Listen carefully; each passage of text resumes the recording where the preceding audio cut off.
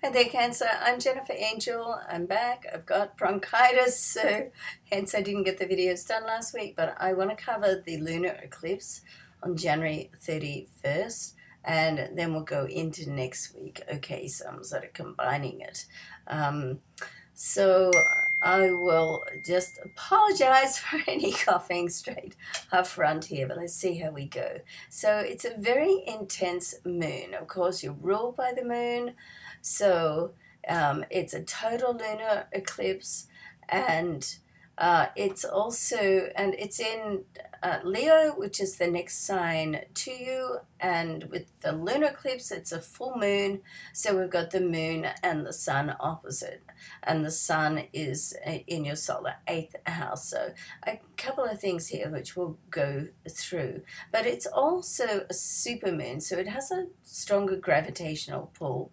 And it's a blue moon, since we had two in this month. So there's a lot of intensity that comes with this moon. So you want to just be aware, be careful, don't take any risks and chances.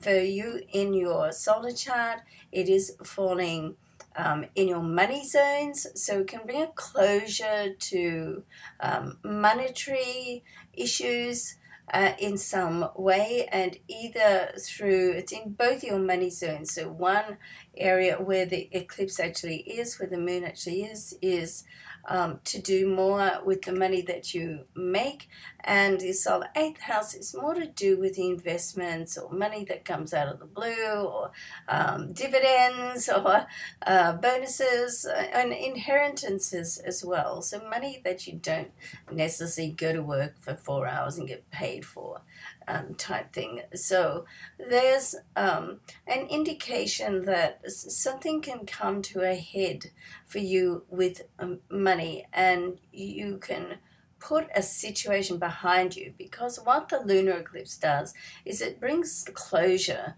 So it wants to push you forward. It's like no going back. So the situation that you had before is closed off, it's gone.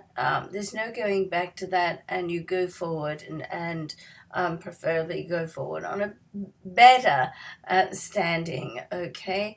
And the indications of that are all good, because we've got Mercury moving into your solar 8th house. So this communication, this also is an area of intimacy, and intimacy in a way that can be to do sexually, of course, but can also just be to do with which I think is a deeper level of intimacy, of being sort of safe and feeling safe to share yourself and your thoughts with someone else. And Venus is in this area as well. Venus is the planet of love and money, okay? So there's a lot of good vibes there with money, even though there's an indication that something can come to an end, but that means that it can be replaced with something else, and maybe with something better, okay? So as we move into next week, towards the start of the week, Venus will have a sextile. A sextile is like an opportunity. That's an astral aspect that opens up opportunities. And that's to do with your career. It's like money and career.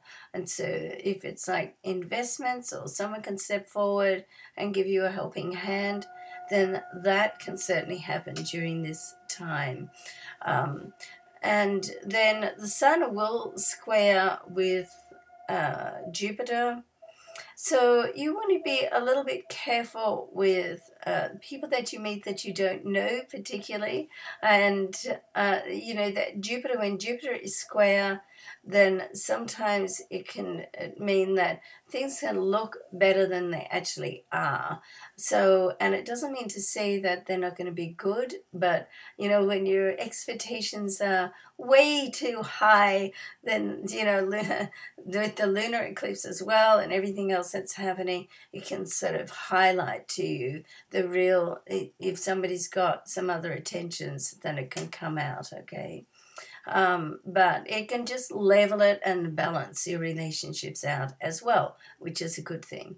Now, and then Venus will move into Pisces right at the end of the weekend. So we're looking at the following weekend, over the 10th and the 10th and the 11th, 9th, 10th and the 11th.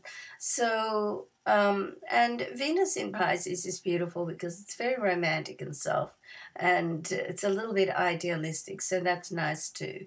All right. So hopefully something, the week turns out great for you. You're ruled by the moon, so as I said, just be a little bit careful. People do tend to go a bit crazy in a full moon, let alone a total lunar eclipse. So, just be aware of your surroundings a bit. All right, so love, luck, and blessings to you. We'll see you next week.